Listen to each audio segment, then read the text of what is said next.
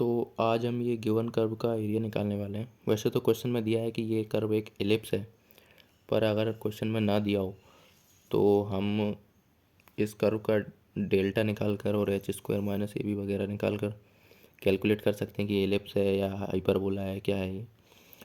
अब जनरली इस टाइप की इक्वेशन को कर्व का एरिया निकालने के लिए इस कर्व को पहले पहचानना पड़ेगा कि ये कर्व कैसा दिखता है। तो आप अगर देखो तो इसमें एक्स इंटू वाई वाली टर्म भी है। तो जनरली जो हॉरिजॉन्टल और वर्टिकल एलिप्स होते हैं उनमें आप देखोगे कि एक्स इंटू वाई वाली टर्म नहीं होगी। अगर इसमें एक्स इंटू वाई वाली टर्म है तो इसका मतलब ये है कि ये एलिप्स एक ऑब्लिक एलिप्स होगा, यानी कि टेढ़ा मेढ़ा एलिप्स होगा। ये टेढ़ा मेढ़ा एलिप्स कैसे? टेढ़ा मेढ़ा एलिप्स ऐसे, इस टाइप का कुछ टेढ़ा सा एलिप्स हो सकता है, मतलब रफ कुछ भी बनाया है। अब इस एलिप्स का एरिया निकालने के लिए अगर हम एक्स एक्सिस के रिस्पेक्ट में एरिया कैलकुलेट करें तो हमें Y as a function of X पता होना चाहिए। तो Y as a function of X निकालने के लिए आप गौर करो कि ये वाई में क्वाड्रेटिक है ये equation.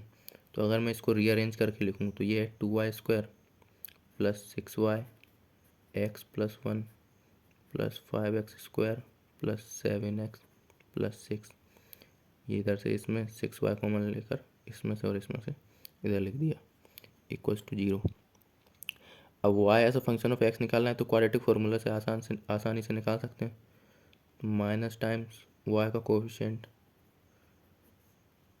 Plus minus under root y के कोफिशिएंट का स्क्वायर, एक्स प्लस 1 का स्क्वायर करेंगे तो x square plus 2x plus 1 minus 4 time y square का कोफिशिएंट और लास्ट की 3 टर्म्स। ये कांस्टेंट पार्ट होता है ना, ये divided by 2 times y square का कोफिशिएंट।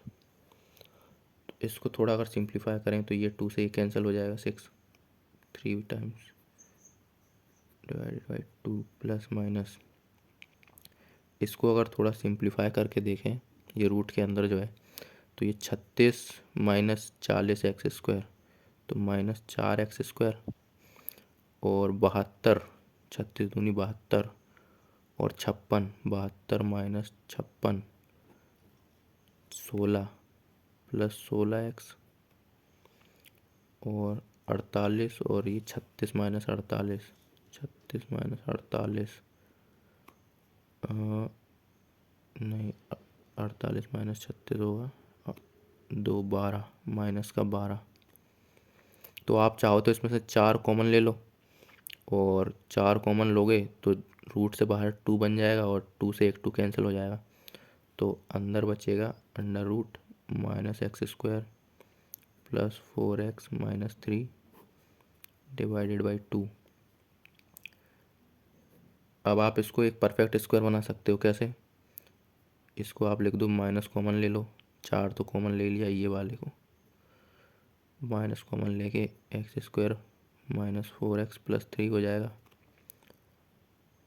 तो इसको लिख सकते हैं minus time x square minus 4x plus 4 minus 1, तो ये हो जाएगा माइनस एक्स माइनस 2 का होल स्क्वायर माइनस 1,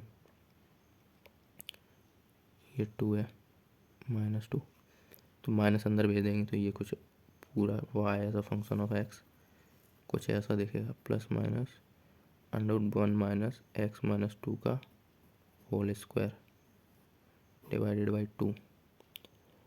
अब आप जब एरिया कैलकुलेट करते हो इंटीग्रेशन की मदद से तो इसमें आप देखोगे कि 2 कर्व मिलेंगे, प्लस साइन लोगे तो अलग कर्व मिलेगा और माइनस साइन लोगे तो अलग कर्व मिलेगा। उन दोनों अलग कर्व्स को आप इस एलिप्स की ब्रांचेस मान सकते हो। एक ब्रांच ऊपर वाली मान लो यहाँ से यहाँ तक की, और एक ब्रांच नीचे वाली। अब ऊपर वाली प्लस साइन से आएगी या माइनस साइन से, ये कैसे पता लगाएंगे? तो आप देखो ये पूरा पॉजिटिव है और ये इधर आप अगर किसी में पॉजिटिव से हम ऐड करोगे प्लस साइन लोगे तो y की वैल्यू ज़्यादा आएगी। ज़्यादा y की वैल्यू किस ब्रांच के लिए होगी? ऊपर वाली ब्रांच के लिए, है ना। इधर y एक्सिस है अगर तो ऊपर वाली ब्रांच के लिए y की वैल्यू ज़्यादा होगी। तो प्लस साइन लेकर ऊपर वाली ब्रांच मिलेगी और माइनस साइन लेकर नीचे वाली ब्रांच मिलेगी।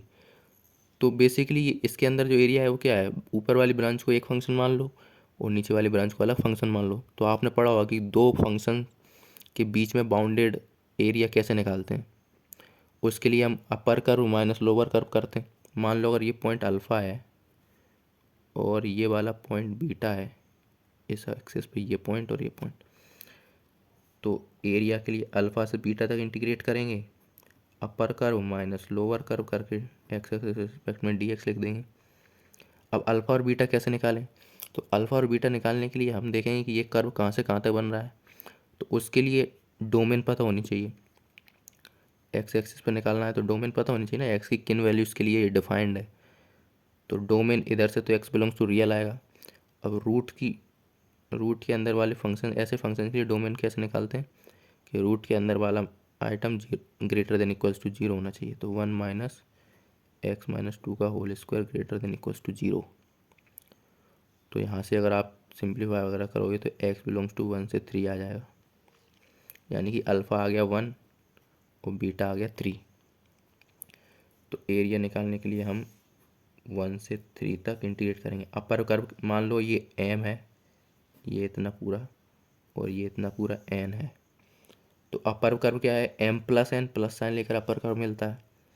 तो अपर कर्व हो गया M plus N, lower curve हो गया M minus N D x.